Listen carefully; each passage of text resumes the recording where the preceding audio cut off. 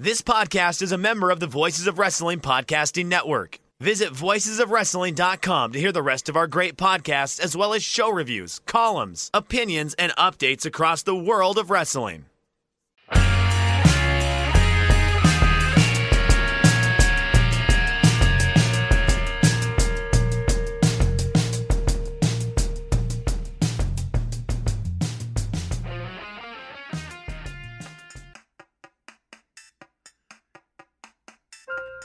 Oh, it's supposed to play the chord. It's supposed to play the chord, Jeff. It's gonna play the What chord are you now. doing to this show? What? I am leading us in. I finally figured out how to do chords on this thing this week. See, that's a C major 7th, Jeff. Isn't that pretty? It's Shake Them Ropes, I'm writing a new theme song. The keyboard is my best friend. Shake Them Ropes. What were you saying, Jeff? The 8-bit video game version. This is good stuff. People like this stuff. Do you know these keyboards go for like $150? Which there's no way in hell I would pay $150 for one of these things. I got this for free. Is that like one of those little white ones then? Or is it... For those who are really interested, it's the Casio SK1. Wow. It's like their sampling keyboard that they made in the late 80s, early 90s. Which it's got like a little onboard mic, and you can sample on an input as well too. Program sound effects in there, Chris? Yeah, it was pitched that we could do, a Morning Zoo thing. And imagine the whimsy. Check it out. Here's a sheep who doesn't like the retribution angle. Get this gimmick. This is a good one. I just wrote this. Bah. Bah. Bah. Because they think that the retribution angle is bad. You get it? Yeah. It's a soundboard. Get in my Alexa. Hey guys! My Alexa Bliss voice, and hey guys. And we can have segments like finisher of the week. I mean, like this is good. This is comedy, and you can do little chords on it too. That's a good. The Novembrino finisher of the week. Yeah, oh yeah, right. The Novembrino finisher. The Novembrino finisher. It's got a limited sample, so you kind of finisher. You got to finish it off. The Novembrino finisher. Ironically, it cuts off before it reaches the end. Oh. So it's basically preview week here, kids. SummerSlam, Takeover 30. It's also cocktail hour, so Jeff has a nice low-carb whiskey sour going. Chris, what are you drinking right now? I'm drinking coffee, but it's Friday night, and whimsy is afoot ever since we started taping these right after SmackDown finishes. Like, it's a long show. I need mental help to get through it. That's usually kicking in by the time we're taping. I've been immersed in these shows all week because I did. You've been immersed in this SmackDown show? Not SmackDown, SummerSlam and Takeover 30, because Monday on the Slack chat, Grand Poobah Rich comes out and goes, "Okay, who wants to do previews?" And nobody volunteered. So I did the preview for SummerSlam. I did the preview for Takeover with Joe and Rich. And so if you haven't read those yet, you will not be spoiled by my takes today. If you have, it might be an audiobook version of them, but plenty of news to go around, too. We'll start with, I think, the big story of the week. Renee Young will be finishing up with WWE after this weekend. She had 2 contracts. She had one with Fox Sports about backstage, and once that show was canceled, that was done. And then she had one with WWE that said that she didn't have to give specific notice, I believe, in order to leave. So she has basically said, hey, I'm going to be done after SummerSlam. Don't know what her plans are. A lot of people are like, oh, AEW, definitely AEW. I don't know. I'm not being mean when I say this. I like Renee Young a lot. I don't think she brought as much to the table as a lot of people say she did. They tried to put her in commentary. They certainly, I was going to say they tried with a number of things, and she was not able to grow into some of those roles. So I feel like in a lot of ways, they explored what they could do with her. The best thing that they were able to do with her were the backstage shows like Talking Smack, the first iteration of Talking Smack. But the problem is WWE didn't really like that format. Now, the reason they don't like that format is because they're not in complete control of everything that goes on there. And the reason that people like us enjoy that format is because they're not in complete control of everything that goes on there. So you can see where those things kind of meshed. But in terms of being a great deliverer of the WWE scripting, she was fine. Well, here's where I had a bit of a backlash against Renee, and not against her personally, but against the chatter. And it was these, I think it was the Observer that first came up, and well, ESPN's really interested in her, and I'm thinking she has a noticeable lisp. And I don't want to be mean about it because she does a great job of covering it, but sometimes she can't. And it was one of those things where I was like, TV ESPN's different than radio ESPN. Yeah, that's true too. I mean, I could see her doing that. I could see her to me, just given the projects that she was doing on the network, she wants to be a morning talk show host, and I think that's fine. When she was doing that like coffee show on the network, I didn't really see much in her interviewing, but that could have also been because of the tight scripting. I think she was perfectly fine. I think Charlie kind of does backstage reporter a little bit better. I think Kayla will probably be okay on panel shows. I think Renee's real strength was pre-shows and panel shows and things like that, because I don't think Charlie's as good on those as Renee was. But I think backstage interviewing, my guest at this time is blank blank. It doesn't take a lot to do that, so the bar's kind of low. Yeah, anyone can be slotted into that role, and WWE really has sort of created that role to be someone you can just slot in whoever, and doesn't really necessarily demand a lot out of characterization. I didn't want people coming in. You don't think Renee's talented? It's not that. I just thought she was overvalued a bit by people in the wrestling community. That's all. I think she's great. I loved her on Talking Smack. When Daniel Bryan would crack her up, that was my favorite Renee. Pretty much when Renee was having fun.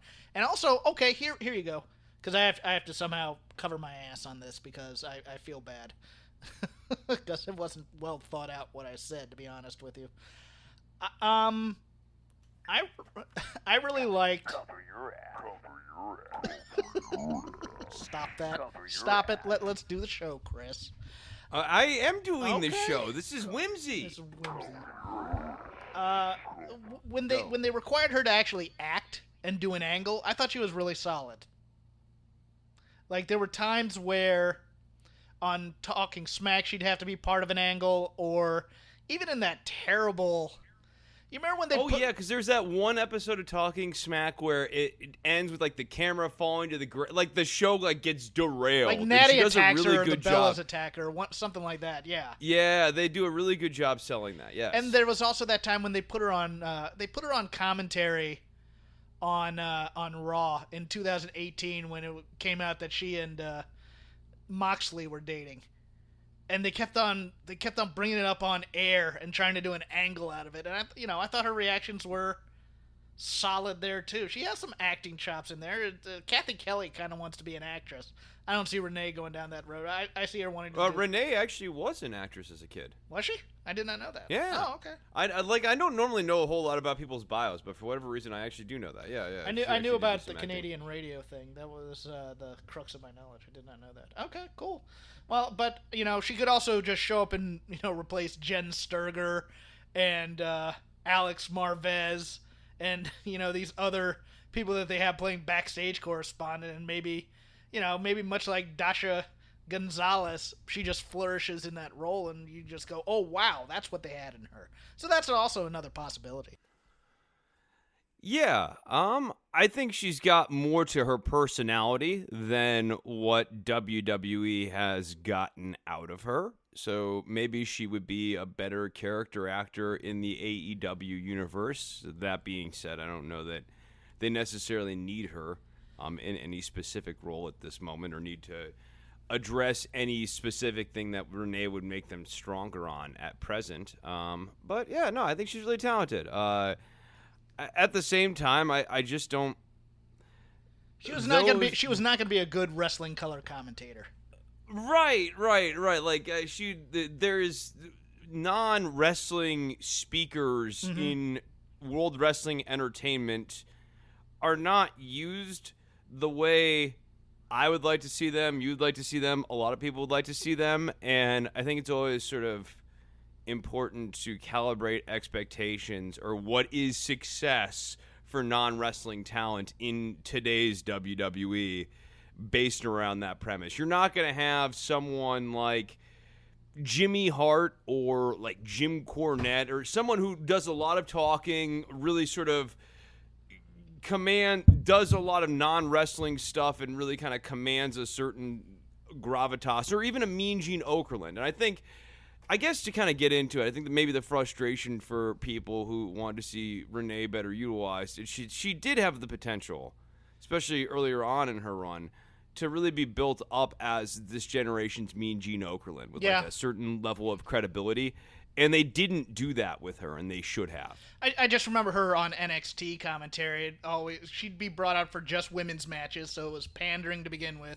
And all she could really say is, "That's my girl right there." And you're like, that's not really adding a lot. And, I mean, as bad... No, it was really tough because she was also put into the the babyface color commentator role. And the only person who's really figured out how to do that correctly, and he did a good job of this on Raw, too, Byron Saxton. Byron Saxton is actually really good at being the babyface color commentator because he's figured out that the layer on top of this is that you're a schlub.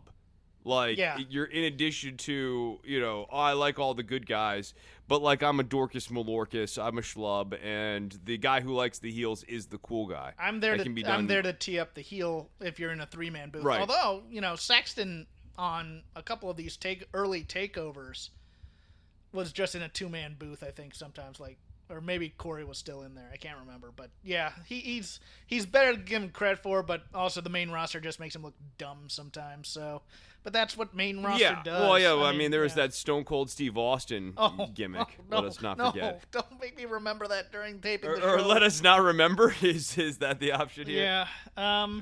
Scary situation this week. Philip A. Thomas II, whose Twitter account consisted of almost exclusively praising Sonya Deville and retweeting all her posts, was arrested and charged with aggravated stalking, armed burglary of a dwelling, attempted armed kidnapping, and criminal mischief. He's being held without bond. He broke in through a screen door, I believe, and Sonya Deville and Mandy Rose were, I believe, coming home from going out. I don't remember the exact specification, but he wrote something on social media saying, "I'm waiting by the pool." She got out through another door somehow, called the police. Kids, don't be toxic fans. Don't, you know what? We enjoy people on TV. No, this is beyond being toxic fans. Yeah. But I mean, there's this weird thing with people on television where it's like, if they just meet me, I'd be their friend or whatever, and it just it happens in wrestling, I think, more than anything because of that blurred line at times. Yeah, because, I mean, with wrestling in particular, back when we had live audiences, there's a theory, especially if you pay good money, you can stand right at the barricade and be within 6 inches, and there can be this toxic dream that forms in people's heads that maybe we'll make eye contact with one another and that will change the way things are. And I think it's important, whether people are actors or musicians or wrestlers, it's really great to appreciate them doing their thing for you on the stage. But the person they are on the stage is just a person on the stage. Yeah, wrestling, you get the worst of both worlds. You get the entertainment fans who want to meet you, and then you get the sports type fans who want to meet you too. It's like the people hanging out at the airports waiting for wrestlers to get off the plane so they can sign merchandise and things like that. That's just it's scary for her, but even worse, they made it part of the storyline tonight, and I just didn't like that. I really didn't. I mean, it was Warren Hayes over at Fightful who made the good point. Oh, you could take Sonya's real life scare and make it part of it, but you can't mention COVID for the past 3 months because you might upset people. I find it tacky in some ways. I understand them doing it, and I guess they kind of increased the heat a bit by doing it, but I just thought it was overkill, to be honest with you. I guess. I mean, it's really weird to have Sonya make it the focus because she's the heel in the feud. So you have this situation wherein she is the victim, and like she slaps the crap out of Dana Brooke and then still goes out there and heals up on Mandy. Well, like they kind of work it, like it's weird because it's like they work in reality, but they kind of don't work it in a way that makes sense into kayfabe. Right. Yeah, well, they had Mandy out there first, saying, hey, let's just call this off. It's been a bad week, things, that kind of thing. Yeah, if they play... See, because they can't help the camp. They have to add the camp in there. If you don't add the camp in, then those dumb fans won't get it. And it's just like, oh, you could have nuance here and do something with it, but no, they went full camp. So, kind of weird. Talking Smack coming back, as announced on SmackDown tonight. It will be uploaded in the morning. The whole thing about it was being great was it was live, but it looks like it'll be Caleb Braxton and Xavier Woods on there. Mostly, and you'll see it on Saturday morning. Yeah, mostly. Oh, that's just gonna be filler TV. Yeah, well, it's mostly for the free tier of the WWE Network because Raw Talk has been such a success over there. So I don't know. I think it's gonna be. It's not going to be the same Talking Smack guys. It's not going to be Daniel Bryan being subversive and making, hog jokes about James Ellsworth. It's going to be tightly controlled storyline. No, it's all going to be well within the kayfabe world. Yes, yes. No. The fun of Talking Smack was that it was operating it was an improv show within the characters that they play on WWE, not trying to break kayfabe, but also not necessarily trying to adhere to it too tightly either. Joe Belcastro, who had been the head writer of NXT, has left the company. It looks like Johnny Russo and Gabe Sapolsky are going to be having more and more influence now behind Triple H. It's weird because I believe, if I'm right, Johnny Russo left being a main roster writer in early 2019 and then came back in like summer 2019 to work for NXT. So, it doesn't mean the end for him, but, NXT's taken a weird turn the past few months anyways. It feels like... As we said last week, it just hasn't felt like NXT. Yeah, and we'll get into that when we get into this TakeOver 30 preview. It's just very weird. And speaking of which... Another big story, this NXT conference call. Jason Powell, balls as big as church bells. Thank you, Jason Powell, for asking the tough question about Velveteen Dream to him. Triple H did not have the PR-crafted answer he probably should have, but he was in a no-win situation. I'm going to read you the quote, Chris. He said, in this day today, accusations are made, and you take them all very seriously. You look into them the best you can, and you find out what is there and what isn't. In this situation, Clark was involved in a car accident. That's what took him off TV. In the moment, all this other stuff happens, and you look into it, and you find that there's a situation that people bring to everyone's attention. You look into it and find that it is what it is, and there's nothing there. Everything that we have done, we are comfortable with him continuing to do what he does and everything else. But he had a car accident. It stemmed down to people thought we moved him from TV for different reasons. We didn't. He was in a car accident. Once he was medically cleared to be able to return to the ring from his car accident. Does he say car accident here? Sorry. We continued forward the way we did. We looked into what was there and we didn't find anything. Chris, no. No, it's one of the most honest answers I've ever heard in my life. No, This is a matter for the police to investigate, not the company. If the man was in a car accident, what more do you need? Well, he was also texting underage people. That's the problem here, Chris. Maybe that's what caused the car accident. The man was in a car accident. Do not go down that road. Don't text and drive. That's all I'm saying. VOW. The man was in a car accident. Insensitive to the. No, I'm just saying. Look, this is something. Look, if he was cleared by the police, say he was cleared by the police. Right. That's what we said last week. Like, if the man's been cleared, he's been cleared. Okay. Doesn't mean he's innocent. It just means there's no charges being brought. Okay. Right. Yeah. And yeah. Right. That's what I was saying. Like, this is also an exceedingly low threshold. If it just means no charges are being brought. But that is the threshold that WWE should hold here. And for Hunter to throw out the "so it is what it is," and I feel like that was more him having word salad rather than like being like "it is what it is." You know what I mean? That's like, just the worst. Yeah, that's just I'm gonna be non-committal. Just I'd have more respect if he came out and said, "I'm being non-committal right now." Yeah, no, for sure. It is. I've long held that "it is what it is." It's a bad phrase. Like you shouldn't. Don't go with that phrase because there's always a better choice of words. Yeah, there's always something that you can say to either. It is what it is.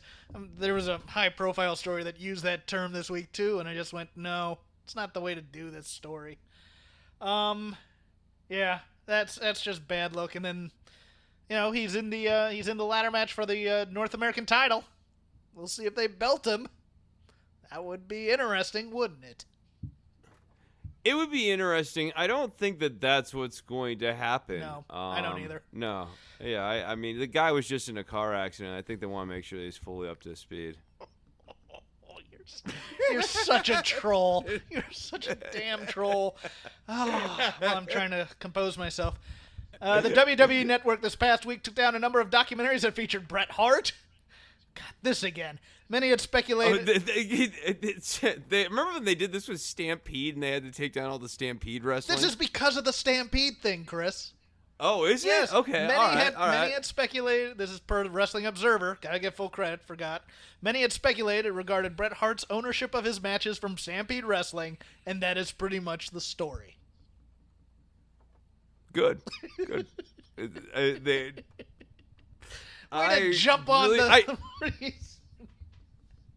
I grew up really liking Bret Hart, but like there are certain things, like now that I'm an adult and everything, there are certain things about Bret Hart's personality that he likes to scrap with people. And he's not always scrapping with people I agree with, but I do notice that Bret's he's a scrapper. He likes to scrap. If these two ever end up in assisted living, they need to be together. They just have to, and I will pay to watch it. I don't care. I will pay to watch them fighting over pudding, or returning the TV channel.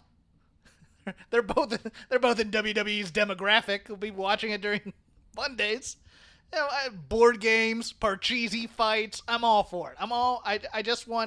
I want these two to live to be 100, but behind closed doors and not running any companies or doing anything in wrestling and just bickering at each other all day. Yeah, it's like the weird way that they stay in touch with one another. It's like Brett sues Vince every 5 years. Hey, just want to tell you I love you. Here's your summons. It's been a while since we talked, Vince. I was the best there is and the best there was. You can't air Stampede. I'll see you in court. NXT this week was 23rd overnight on Wednesdays. 853,000 up 37.8%. 18 to 49 rating, 0.24. That's a 50% raise. Again, unopposed because Saturday's chock full of graps because you're going to have TakeOver and AEW Dynamite running head-to-head, at least for part of the time. I don't view this as necessarily a positive. I just view it as the male fans came over to watch NXT. Yeah, and I think it's interesting as a measuring stick as people are dissecting ratings from here on out. You can actually get a sense of who are the mobile wrestling fans versus maybe what the baseline is for each network that they're respectively on. So how much is actual meaningful attrition, or like what is the battleground of viewers? How big is that field? Is it 100,000? Is it 50,000? Is it 200,000? How big is that field of actual mobile viewers? What did you think of Thunderdome? It's beautiful. It's It's hideous. there's a It's scene like- in The Simpsons. I believe it was the film festival episode. I thought it was like one of those Treehouse Well, of no, Horror no. ones. I'm going for a reference here. Where Mr. Burns goes, get me Steven Spielberg or his cheapest Mexican equivalent. This was the cheap equivalent of the NBA thing. It's like they looked at that and said, that's what we'll do. But how can we make it look like a Zoom meeting? It looks horrible. There was I saw someone say there was a person sleeping. There was. I in retweeted that. Yes. Yeah. I mean, there's just very limited control. It reminded me more of some of like the Twitch and online game streaming services. They have the arena vibe thing where you can be on your webcam and like it'll actually put up your face on the screen. It kind of gave me that vibe, but it was very low rent. I mean, what it does effectively is it creates an illusion of depth and space. But that being said, you could use graphics to create an illusion of depth and space that looks way less low rent than that. Well, they needed that because they are doing these shows from the Amway Center in Orlando. I understand that part of it. It doesn't bring any energy. And the canned crowd noise doesn't help necessarily, I don't think. No, it brings no energy because energy is really based on movement. And in a lot of cases, these videos are not streaming at high enough resolution to really capture movement. In particular, there was one woman on the left side of my screen, and she was really trying to participate in the show the whole night. I was like watching her, except all night her web service was jumpy. So like you'd see her like with her thumbs up when the baby face was coming out, but it would like get like kind of slashed out and herky jerk. And you didn't get that motion that you get from the crowd. The canned noise and the canned crowd noise, I mean, I don't think that added anything either. I think this is a high budget, at best, push to what they were doing with having, everyone just around plexiglass and banging the glass and making noise. Yeah, if you had like super excited children for some reason, if you could actually have a hot product, and they're watching, they're screaming and they're jumping up and down, and maybe you could get something out of that. But having that would actually be cool, and I think it would actually be a good reminder of who WWE's target audience actually is, and who is an important demographic that wrestling needs to be serving, which is children. Like, I think it'd be better to have kids actually cheering, actually booing, but, the John Cena t-shirt kids, the Randy Orton t-shirt kids. Get those kids in front of the cameras. I think that's a way better option. 38-year-old guy on his couch, may not be completely aware of his surroundings, eating pork rinds and drinking beer. That's just not... Yeah, also do a little bit of casting, too. Like, you know what I mean? Like, do a little I think they were vetting. trying to. They were throwing some people off who were like, hey, I was eating or something like that, and, you look at it, I think they were actually doing that during the show, and they were trying to find the camera ready people, as if they had like sexy people coming in to go watch wrestling.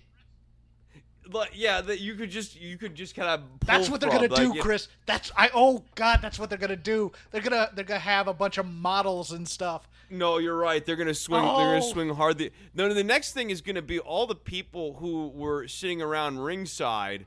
They're gonna be in mass in like the crowd, so they'll make up the crowd, and we won't know that it's them, the wrestlers, because a lot of them we haven't seen on TV or whatever. And they'll be in their COVID masks inexplicably, and they'll just be cheering thumbs up or booing. And each of them will have like 3 wigs, so that you don't know it's them necessarily, but they're playing 3 people in the crowd. Oh, they're gonna do that. They're gonna do, because they're so television ready, and they're gonna say, look at those hideous people watching our product. We need sexier people. All their rooms are poorly lit. I can't believe people don't watch wrestling in the best lit room. That thing was bright too, man. They needed to turn down the lights on some of that stuff. I know. Good Lord, it's like And SmackDown and Raw are already really visually bright shows. That's been a kind of constant complaint of mine, of them, especially compared to AEW. Like, it's just a very bright product. it's a dingy art form. Make it. That's actually, you know what, because NXT during takeovers they turn down the lights and it's kind of cool and gives that. Right. Are they gonna do that tomorrow? That's what I'm wondering. No, I think they're gonna terror dome it up tomorrow too. Yeah. No. They're in the PC. Oh, are they? Yeah, NXT is not part of this because of their relationship with Full Sail. They can't be in. They're not gonna be part of Thunderdome. They're gonna still be doing their shows at the PC. But I'm wondering, are they gonna turn down the lights and make it dark and do that kind of cool ambiance of a throwback wrestling show, or have we gone full on sports entertainment, pal? It's so wild to me that the turn down the lights and have just the match be the centerpiece and the focus of the thing that you're watching on the screen. Like, that is what the COVID era of wrestling has really been calling for. And WWE has just been hell-bent on getting away from that as much as possible. They were in denial. They were all about we're gonna do things the way we did them, and you won't see any noticeable difference. And we're gonna give you, because I believe the first incarnation of empty studio wrestling was going to be you're there, even though the crowd isn't. So you're gonna be immersed in the same arena experience that there used to be. And then they realized this isn't working, and then they were keeping one eye on AEW. You can't deny that they weren't. And so they decided to bring in the trainees from the PC. And then eventually the hockey glass to make noise. They've been going the wrong way on this, in my opinion. Yeah. There's a real opportunity to do a cleaner presentation, I think. And the Thunderdome stuff is... You know what it reminds me of? Have you ever played that game Guess Who? I'm sure you've played the game Guess Who, right? Yeah. Like it was like looking at a giant board of Guess Who. Does he wear glasses? Yes. 2/3 of the panel goes out. Oh, so did anything on the main roster this week tickle your fancy? Well, speaking of the panels going out, let's start with that since we're already on the Thunderdome experience here. Bray Wyatt as The Fiend comes out and does more meaningful disruption to Vince McMahon's baby, World Wrestling Entertainment, than the Antifa stand-in Retribution has their entire run by actually, dismantling the Thunderdome. How weird was that? There was that. There was the combined locker rooms. Come save WWE, save SmackDown. Let's get into another thing. You're speaking of COVID and how you can't mention COVID. How inexplicable is the idea of a massive insurgent faction inside the company in an era of social distancing, Jeff? This company is under COVID-related protocols, even though they're scared to say it. They mention the masks occasionally, and they've mentioned COVID, I think, a couple of times on the air. Like they've said the word once or twice at least, but somehow a group that has the numbers way beyond peak, way bloated, way beyond stupid NWO has been able to assemble under the nose of Vince McMahon in the era of COVID-19. So what you're saying is you want a more socially distanced run-in. I'm not saying I want a socially distanced run-in. I'm just saying I don't understand how you can have 30 insurgents when you can't even have 100 people on site. 6 feet away when we're beating on Big E, all right? 6 feet.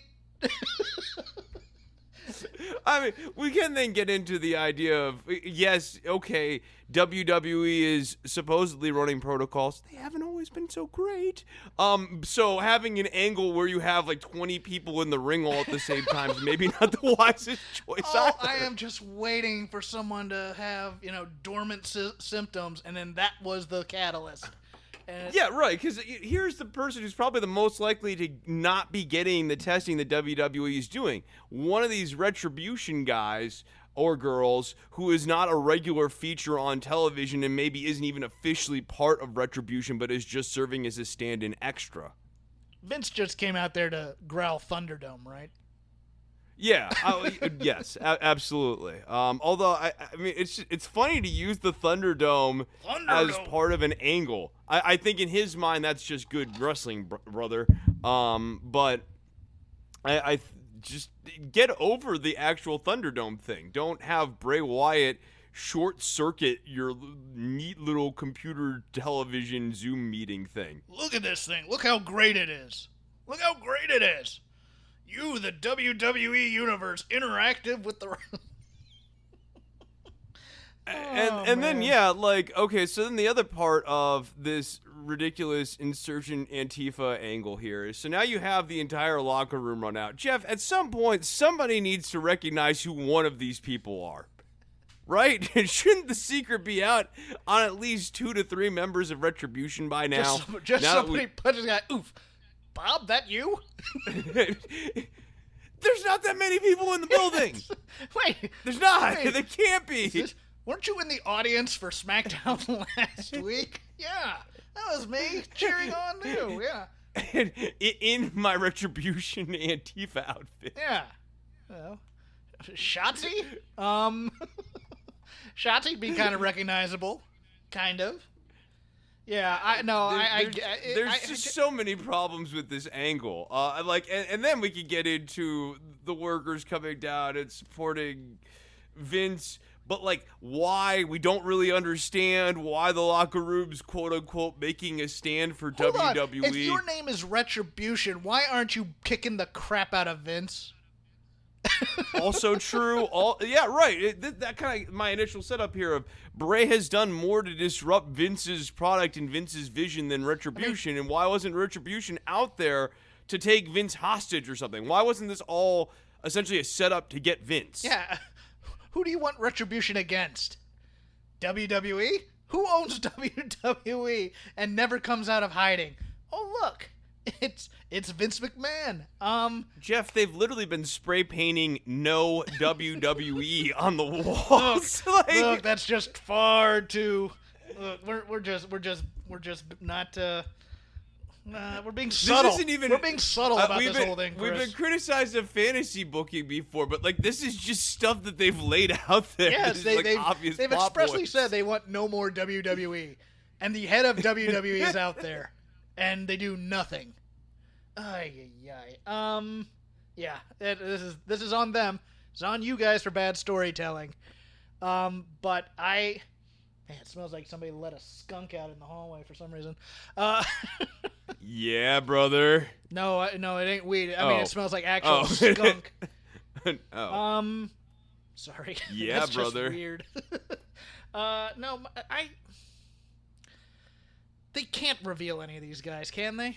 Can we actually have a Retribution faction, or are we going to have them be like unnamed red shirts for a certain talent? That's the next problem, right? Now that you've expanded this Retribution faction out to like 20-something people all of a sudden, which in a way is the only thing that ever made sense, but also we've now discussed like the numbers issues inside of a finite universe like WWE. How do you possibly reveal all of these people? And then how do you book a storyline that somehow takes care of 20 people in a narratively satisfying way? Like all of a sudden we're now booking the Walking Dead WWE version with all these like sub characters. No way, man. I think maybe they reveal a couple of them and like that's how they spin out of this, but it's very clear that they don't know where this storyline is going. No, they don't yet. And the only other thing, because everything else kind of ties into our previews, new Intercontinental Champ crowned tonight. Jeff Hardy beating AJ Styles with a knee brace. The reason they did that is they wanted to say that they had a title change inside of the Thunderdome. Yeah, I'm thinking that. Although I did like the segment afterwards with the former Joseph Park and AJ Styles. But other than that, I don't care about Jeff Hardy. I don't care about him having a title. I gotta be honest. He is just having a very by the numbers little run right now in WWE. Doc, I need a knee brace. Doc, I need a brace. Give me a brace. Him having to deliver dialogue, like the WWE dialogue's always been stiff, but like we know Jeff's got limitations on the scripting acting front. He's at his best when he's acting weird and not talking very much. Yeah, instead of, taking out Ray's eye, they should have taken out Jeff's voice box. That actually would have been a good angle. That would have been a bad angle, to be honest with you. Yeah, dear Lord. But that being said, do you want to start with SummerSlam or do you want to start with TakeOver?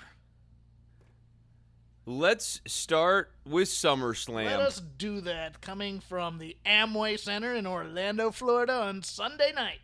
I have no idea what the pre-show matches are because I believe they will probably be announced after the recording of this show, so I am just going with the card as is. Chris, a hair versus hair match. Mandy Rose versus Sonya Deville. I will be reading from it's career versus career, my friend. Is it? Hair was not enough. No, it got escalated. I missed that part, apparently. The loser leaves WWE for good and forever. Oh! And based on that, I think it's going to be Sonya Deville. This is what I get for having part of the show on mute sometimes. I mean, I say a lot of stuff. You're talking about WWE? Yes, yeah. You do listen to everything I say. That's nice. I do occasionally listen to you. Sonya Deville, once again. God, I love her suits. I do. I think she's great in those suits. She's finally found a look. Oh, man. She's finally found a look. On the flip side of the script, did you see what I was talking about with Raquel Gonzalez as the taller version of Sonya Deville this week on NXT? Yeah, no. That was a good call on you. I did not miss any other match stipulations, I don't think. So you're not saying it's career versus career?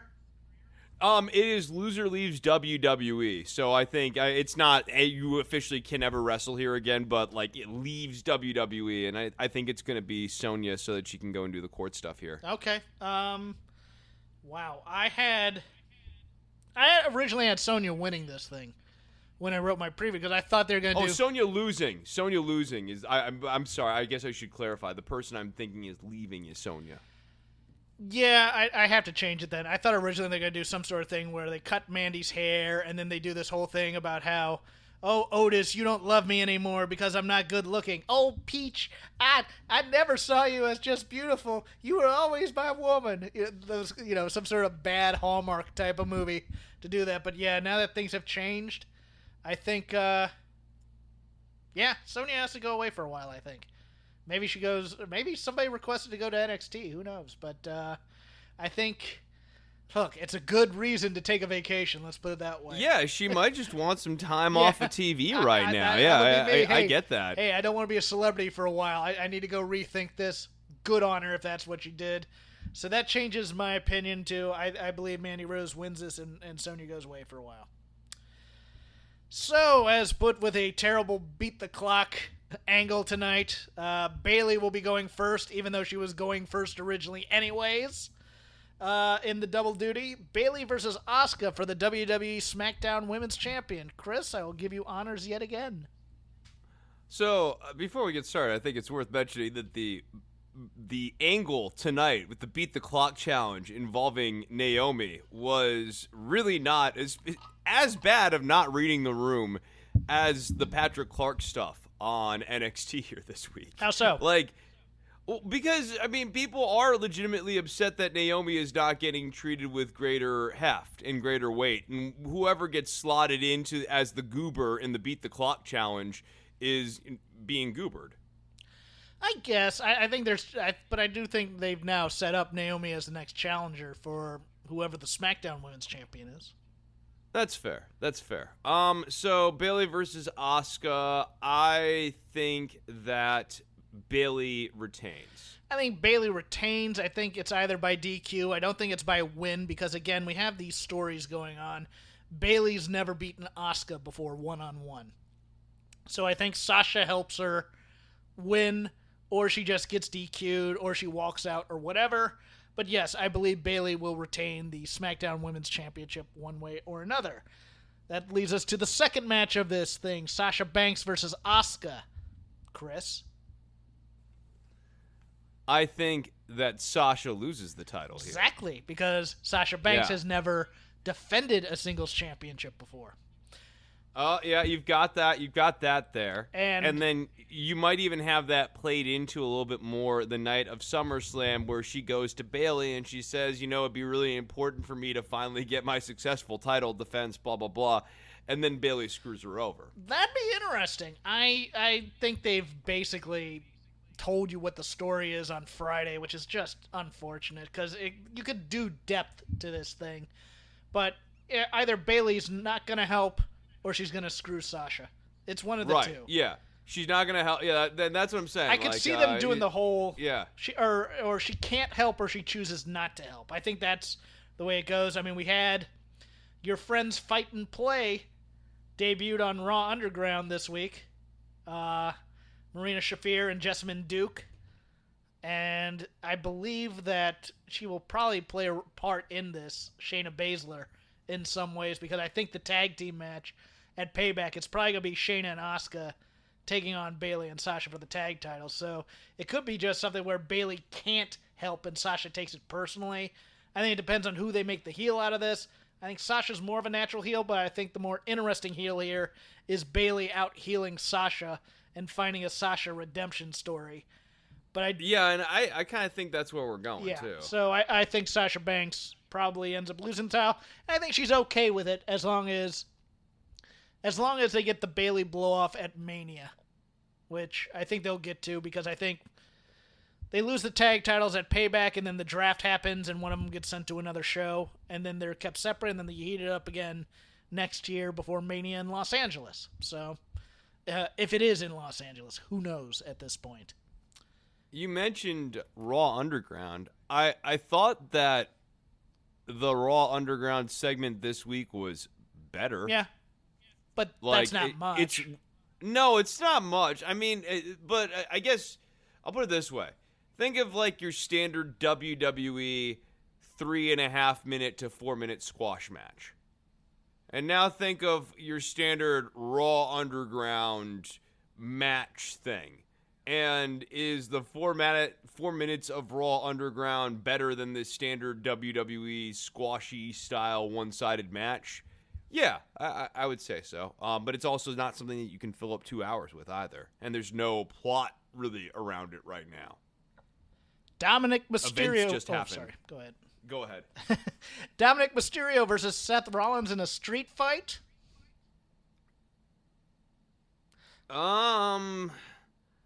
I say Seth Rollins goes over here. I think Seth goes over, but I think Ray gets involved, of course. I think Buddy Murphy gets involved, Murphy gets involved. But yeah, I think ordinarily, it's the law of the go-home show anyways. The guy who has the upper hand loses. So, Dominic's in a cush position right now. Daddy is there, and he's very well liked and very marketable, and has an offer from a competing company, if you believe the rumors about AEW. But I do think they do something dastardly to Dominic, and they set up the rematch for revenge between Ray and Seth somehow in this.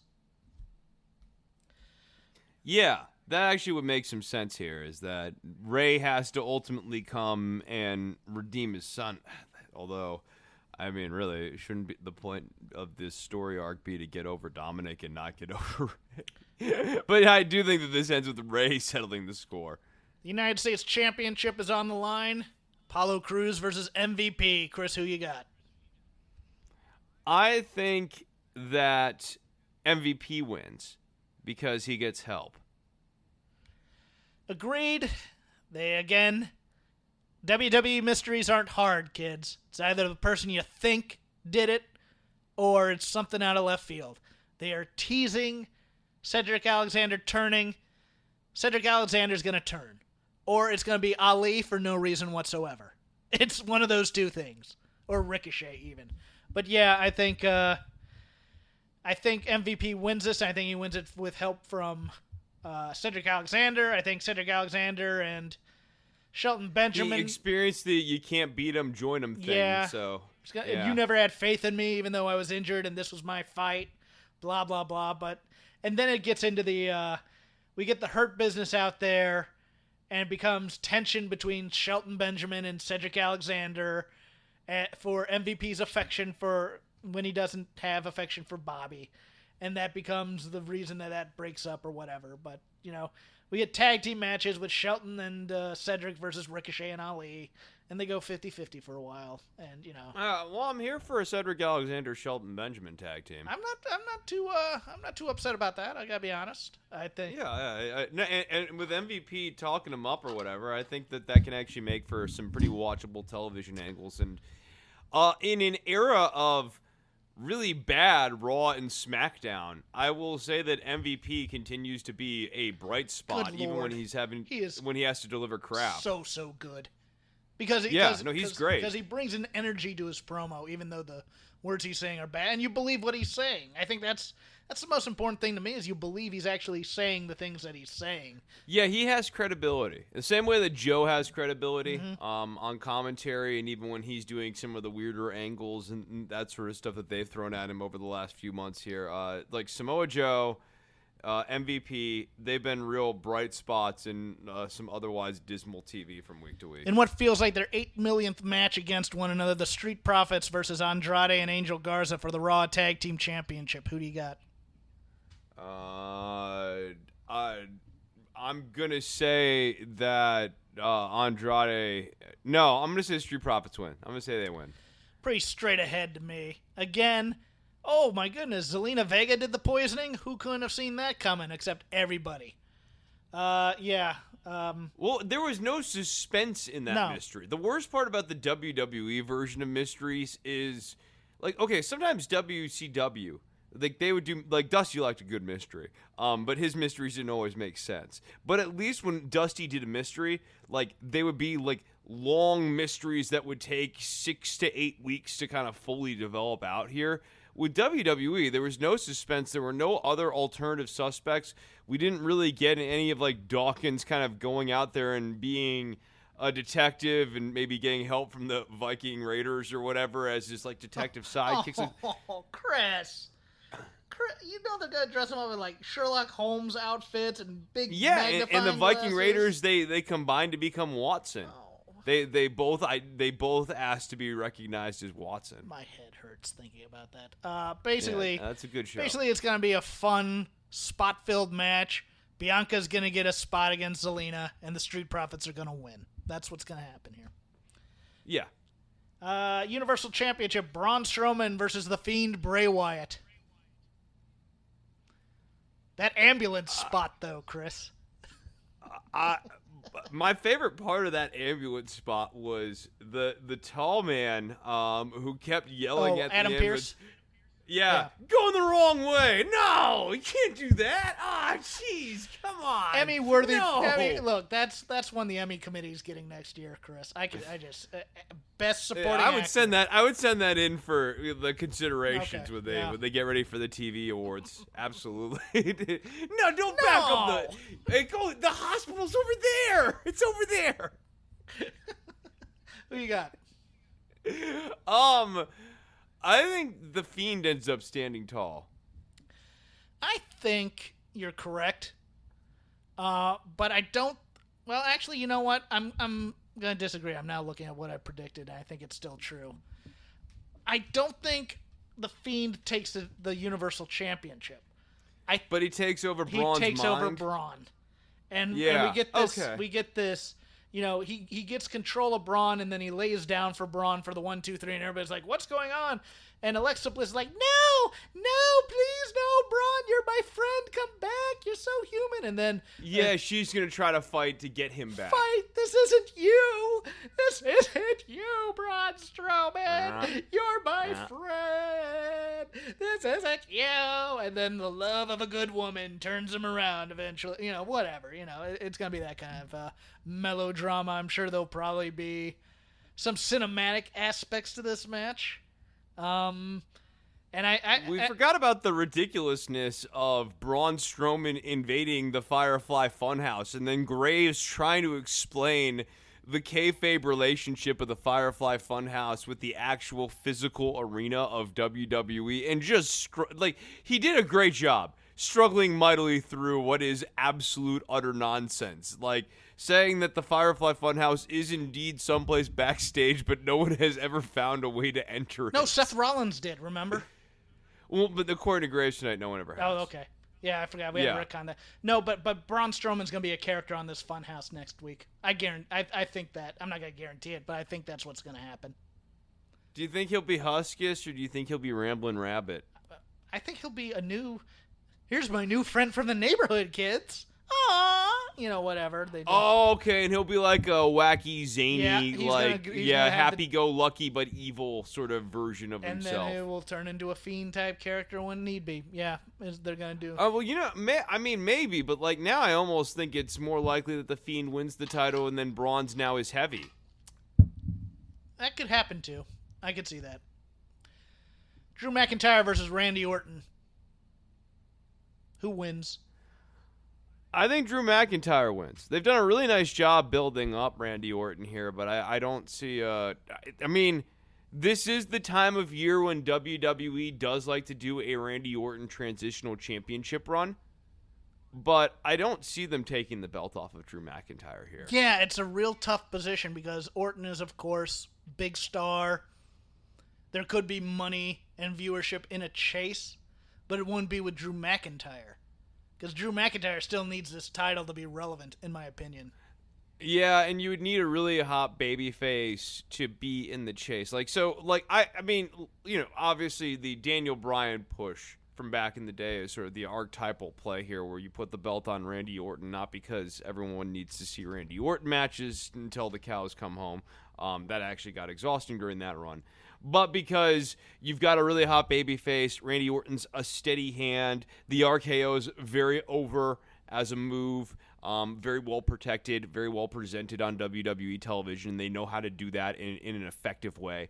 And you would do that to build up the babyface. But Drew's past the point where he needs to be built up. And inside of their own kayfabe right now, like the Brock Lesnar defeat at WrestleMania, they need that WrestleMania to matter, right? Like, because it was the empty arena WrestleMania and it looks weird and blah, blah, blah. They need it to matter, so that Brock Lesnar victory needs to matter. And so that was supposed to have made Drew, so why do you need to have Drew chase Orton? And also, like, I don't need this Orton McIntyre program to go on longer. They've done a nice job though with Orton in this sort of revamped cover band version of the Legend Killer. It's not the most inspired presentation of him ever, but Randy's done a fine job. Does Retribution get involved? Oh, even better. Then Drew McIntyre and Randy Orton set aside their differences and realized that their one true love is wrestling, not wrestling, sports entertainment, and the company that allows them to sports entertain around the world. And they fight off Retribution side by side, back to back. I'm going to throw something else out there, and it was something I was thinking might happen, because I figure Retribution is... See, they're if you do them in any other match other than this match, it's not important. It's stupid. They're geeks. They're dead. What if Randy Orton's the head of Retribution and the legend he's trying to kill is WWE? Oh, that's kind of in the Pat McAfee as the head of Retribution. Yeah, it's like too clever. Yeah. Like what you were saying earlier about the mystery is they either come completely out of left field, so it might be Mustafa Ali, who's the head of Retribution. You people never had any faith in me, so like, right. Oh,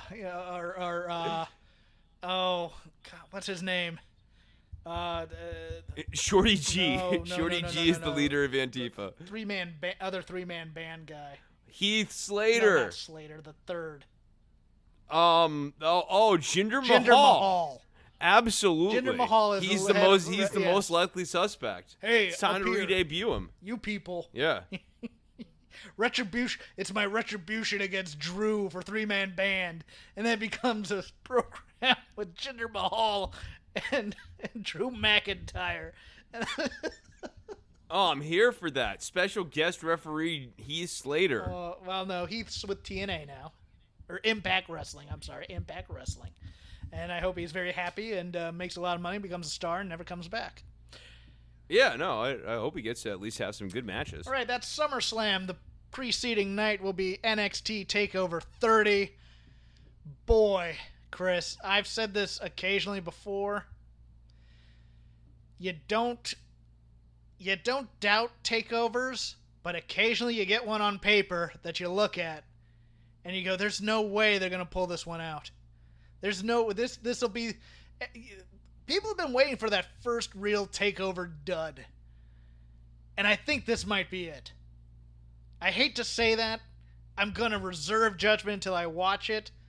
I'm just saying, looking at this lineup, this could be, as opposed to other takeovers, which are more wrestling shows, this could be a very sports entertainment show, Chris. And I have fears, given some of these matches, that it's going to be very overbooked at times. Yeah, I share that concern. And I guess the most important thing about this takeover is that the build up to this takeover has just been so ham-handed and sort of unfocused, it feels like. Mm-hmm. And this is a big show. This is TakeOver 30. They're trying to make it feel like this big milestone. I mean, hell, they got Metallica as the soundtrack for this. And granted, Metallica is not like the Metallica. You know, what Metallica meant in the 90s when I was growing up is like, they're the metal act, you know. People don't listen to Metallica like that anymore. But they still have a fan base for sure. Like, they've got certain things going into this, but the actual storyline, it doesn't feel like it's there. If we're going to put the belt on Cross, which I think we're going to do, it doesn't feel like Cross's time quite yet either. He had that big win over Tommaso Ciampa, but like you'd like to save this for the preview of that match. All right, here's what I will say. It was jarring to hear Saint Anger on NXT television this week. That Lars Ulrich snare drum. Donk! For me, for this one, for either 25 or 30, it should have been a past versus present type feud for me. And they should have had some of the mainstays from NXT who have gone to the main roster fighting the new kids and pretty much putting them over. I think that would have been a good idea. Oh, and a big return. Someone who was involved in one of the early eras of NXT, like takeovers 1 through 10, coming back, and like that should be the person challenging Keith Lee for the NXT title this time. Or even Io Shirai. Because I think you have to give a horsewoman a match, although the problem is you already kind of did that with the Charlotte angle at Mania, so it loses that appeal. I don't know. But we'll go into this, and we'll see what everybody thinks, everybody being you and me. Number 1 contenders match for the NXT Tag Team titles. Champions currently are Imperium, Legado del Fantasma, the team, our boys, of Raul Mendoza, and the former, what's his name now? Wild, Joaquin DJZ, Wild. Now Wild. he's Joaquin Wild, and yeah. I almost call him DJZ. Versus Breezango versus Birch and Lorcan. Chris, who's the new number 1 contenders to take on Imperium here? I'm going to say Breezango, because Breezango needs wins. They have not been getting a lot of them recently. Birch and Lorcan are, of course, the stronger match for Imperium, but they can always go back to that. And also, I believe Imperium beat Birch and Lorcan not that long ago. I think you might be right. I'm just frustrated because I think Legado del Fantasma versus Birch and Lorcan would be a great match. I think, look, no offense to Breezango, I think they have potential, but they're just back doing their same shtick. And they're the least interesting of the 3 teams. Well, they don't really, for 2 guys who are supposed to be super close and buddies, and they get dressed up together, they don't do a lot of tandem offense. Yeah. And they don't have that buddy synergy thing that is what makes a tag team fun to watch versus a singles talent. What we like about tag teams, like when you talk about the Midnight Express, one of the things you'll mention is like the Vegematic, right? Yeah. It's all the tandem moves that tag teams do that make us like the tag teams. You know, like the Steiner brothers doing the bulldog off of Scotty's shoulders. That's the sort of stuff that Breezango lacks. Yeah, I'm frustrated by it because it's one of those things where, I'm gonna pick Birch and Lorcan because I think it's just a better match. Quite frankly, I don't see unless they're gonna take the belts off of Imperium and put them on Breezango, which is also not that interesting to me because they're gonna lose them soon after, anyways. Well, I don't think they're going to... I think either way is going to be successful retention for Imperium. I think the way... My assumption is that the way the NXT US writing staff is currently approaching Imperium is they're relatively new tag team champions. Yeah, well, give me Imperium versus Birch and Lorcan then, please. I'd much rather have that, so I'm going to go with that even though I think you're probably correct. Finn Balor versus Timothy Thatcher in a match announced on social media. Let me go first this time. Finn Balor's been terrible on this run in NXT, where he was a big deal, crowds love him, and unfortunately the COVID era has killed him dead. He's now kind of confused because he's in that same lane as a couple of other guys on NXT where he kind of had a heel turn and then they've decided to make him a babyface again, and there's no real clear definition there. A more thought-out NXT right now would be building into TakeOver 30 with Finn Balor trying to reclaim the NXT championship, maybe with a chip on his shoulder that he never really lost the Universal Championship and he was the first Universal Champion, and that he wants to reclaim some glory, and then he wants to challenge Keith Lee, so you have a former long-standing champion going up against the current long-standing champion. Tim Thatcher, as we've said before, much like Drew Gulak, has exceeded my expectations of what he could do in a sports entertainment realm. He's been entertaining. He's been pretty great. I love the Thatch as Thatch Can segments. But I believe he's here to build up guys. And at least until... Again, I still think he's going to be made head of Imperium because I don't know what's going to happen to Walter. I don't know what's going on there. But until then, he's going to lose. But he's going to lose valiantly. I think Finn Balor wins this. Yeah, I think Finn Balor goes over here. I think also that they want to get Finn Balor a win because they want to build to maybe a Balor versus Karrion Kross match. I think that as well, and I think you don't pull out the Demon against Tim Thatcher. I think you pull him out against Karrion Kross after a couple matches first. So, yeah, I think Finn Balor wins this. NXT North American Championship ladder match. Bronson Reed versus Damian Priest versus Cameron Grimes versus Johnny Gargano versus Velveteen Dream. Bit of a scare in the Gargano-Ridge Holland match. As much as I love Ridge Holland, he didn't rotate enough. He almost killed Johnny Gargano on that body slam. Interesting in that I thought there was going to be all new kind of people, but then I realized you kind of need a ring general in there, and that's what Johnny Gargano is there for. Chris, who do you have being the North American champion? I think Cameron Grimes is going to the moon, baby. Call him astronaut after Saturday night. I think it depends. Because if we have main roster logic going, and I don't know if we do or not, there are two truisms to ladder matches in the WWE, at least the main roster. Number one, if you are shown on top of a ladder with the prize, you don't win it in the match. And so that would eliminate Cameron Grimes for me. Number two, the person who looks worst in the build is always the guy who wins. So when you do these one-on-one matches and people lose, it's the guy who took the most number of falls in the build.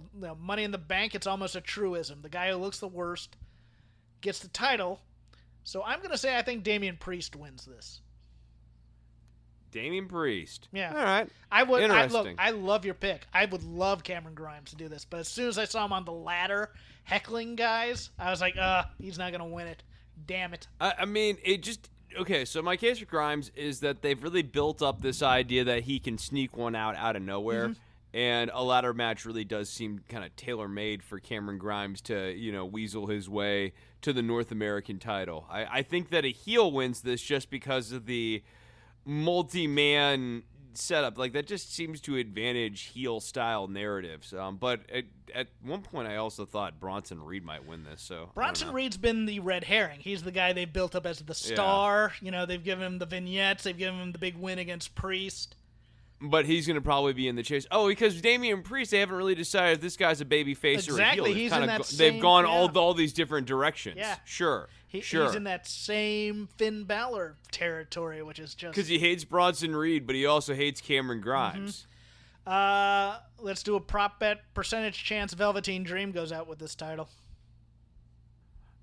I think it's pretty low. I think because he's been a former champion like Johnny Gargano, the chances of those two guys getting it, I'd say combined, those two guys combined 20%. NXT Women's Championship, Io Shirai versus Dakota Kai. I think Io Shirai retains here. I think Raquel Gonzalez gets involved. I don't see Dakota as champion at this point. I think they've done a pretty decent job building her up, but I will say that the promo that she did here on Wednesday, when she's calling out Io Shirai, she really needed to stand her ground a little bit more against Io. Like, they needed to really be squaring off in the middle of the ring before she powdered way too soon. Dakota did not need to, basically immediately hit the bricks.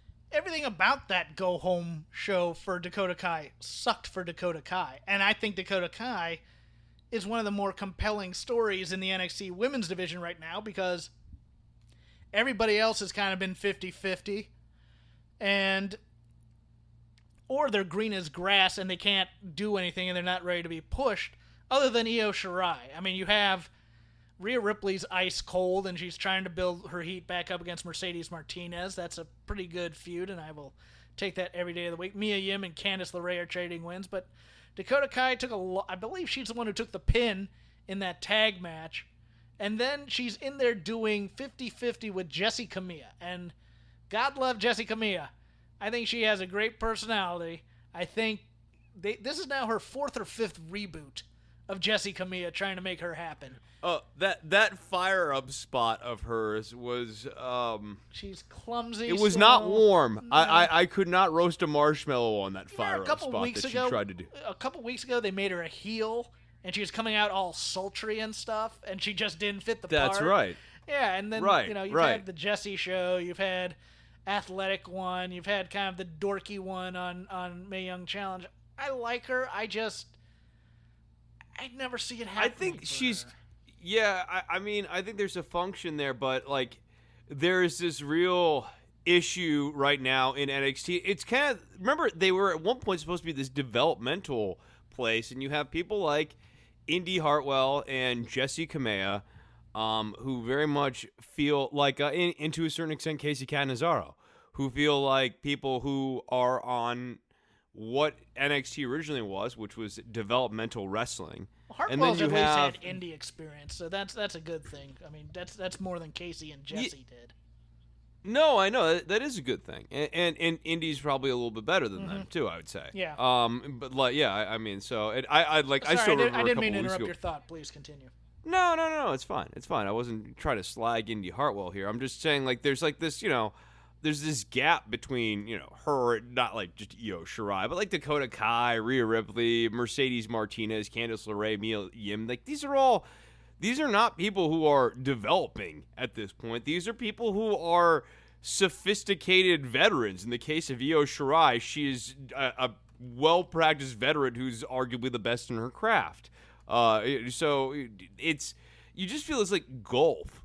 There are these people who are basically really in the squash tier, and then you have these veterans kind of holding up the division, but not a clear way. There's not a clear ladder to elevate those people from the lower tier up to the higher tier, and you don't see anyone ready to make that journey at this point. See, this for me is going to be the match where if there were a live crowd, they'd turn on it, because I think this is going to be overbooked. I think this is going to be your standard person with a bodyguard match versus babyface champion, and she overcomes the odds eventually, even though Raquel Gonzalez is constantly interfering. I'd much rather see a Dakota Kai versus Io Shirai match, because I think Dakota Kai deserves it, because she's been in this system for 3 years now, 4 years, I think.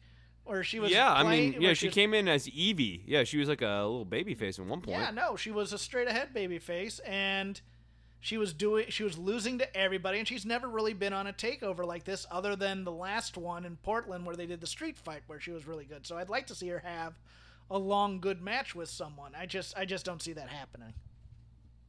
No. I wish, but no, I'm not optimistic.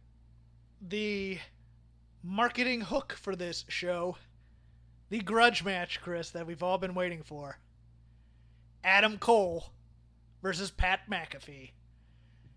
Pat McAfee showing the professional wrestlers how to cut a promo on a go-home show. Good God, this made me more excited for this show for this match than I ever should be.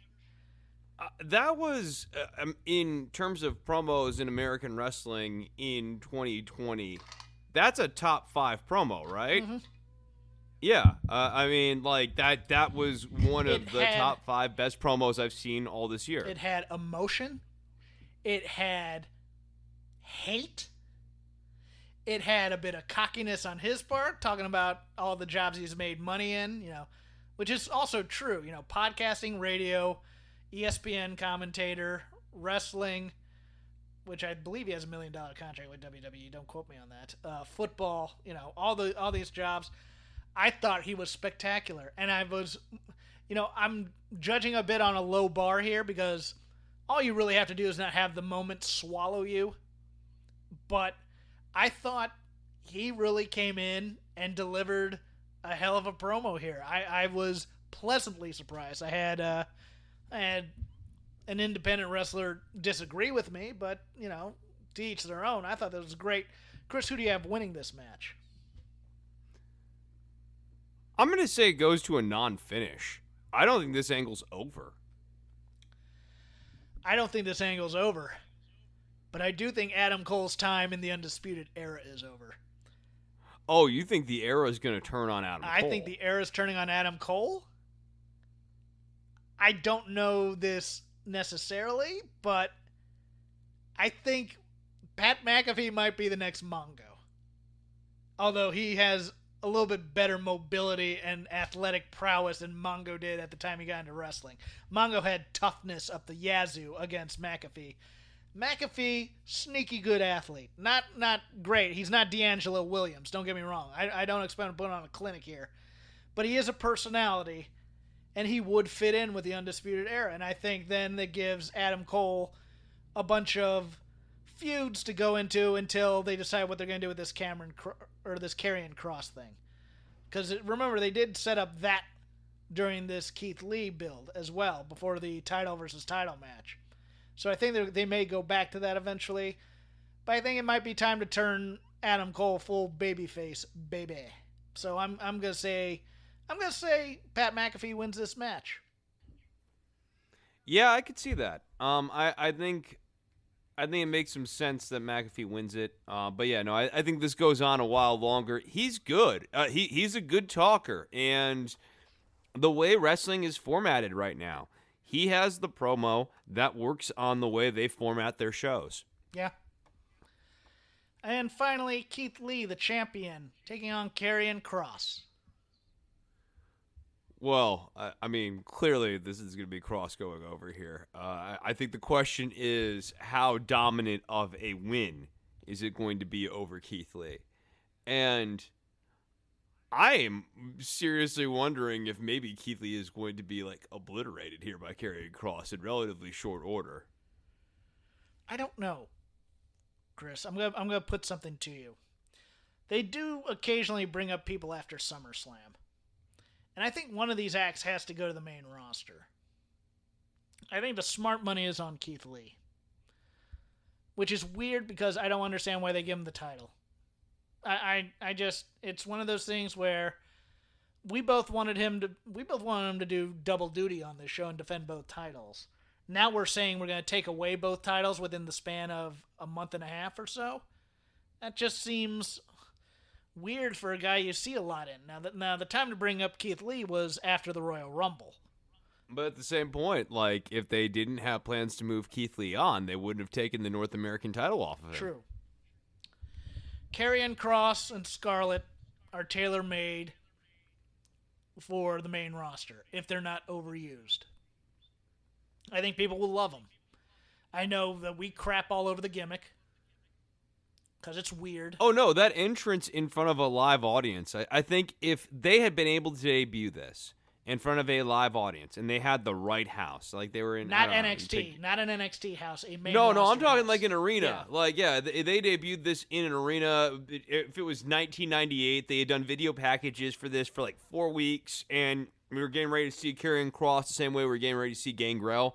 First time Karrion Kross comes out with all the smoke and everything. I think this would be over like Rover in front of a live audience. I worry that stuff that should be over won't translate to being over in front of live audiences coming out of the COVID pre-tapey era. And that could be a tough sell for Karrion Kross, but we'll have to see. My sneaking suspicion to the finish of this, and this is another overbooked finish, I think we're going to have a kind of a callback to you remember the Keith Lee key in the eye spot versus Gargano? It's going to be Scarlett's nails. Okay. In the eye this time. Oh, that's the damaged eye of Keith Lee, and that enables Karrion Kross to get the win. That's my thinking. And yes, Will I do. he potentially lose the eye? Might be. He might have to go away for a while. Yeah, he has to wrestle he has to wear like an eye patch thing. I was even thinking take him off TV until they draft him on Raw. If they do him during the draft, if they want to wait till the draft, even. I mean, the other option here, if they decided to go a different way since they took the belt off of Keith Lee, the North American belt, I mean, the other option is he beats Karrion Kross, and then they move Karrion Kross onto the main roster. That's the other thing is so I think the loser goes to the main roster. It is a loser leaves town match. I think that Keith Lee is the person who will be leaving town, though. So I'm going to say Keith Lee loses. Karrion Kross is your new champion. Yeah, and it's weird because this is really the first, other than Damian Priest a bit, this is really the first quote-unquote supernatural gimmick that we've had in NXT, which is a bit weird for me because it's always kind of been a straight-ahead wrestling promotion. I mean, like, I could easily see Karrion Kross biting Keith Lee in the back of the neck like Shayna Baszler did Becky Lynch, because they are kind of teasing the 50 Shades of Grey thing with those two. I could see that happening, but it's already kind of weird for NXT to do this kind of gimmick. I just don't know if they'd start bringing people back, and I don't even know on the TV show week to week. I don't think... Yeah, no, I think him as a champion in NXT will be a real dud because of the production tensions of him coming out, all the smoke gets billowed out, and this will be slightly resolved once he's champion, right? Because the challenger will come out first, theoretically, if they do it right, and then he'll come out and all the smoke will billow out. But we've been seeing this problem where, like, he comes out first, and then whoever his opponent is who comes out second has to walk through, like, a cloud of smoke. They need a fan or like a leaf blower. Yes, Scarlett should come out with a leaf blower and blow the smoke off. Well, not Scarlett. The baby face comes out with the leaf blower.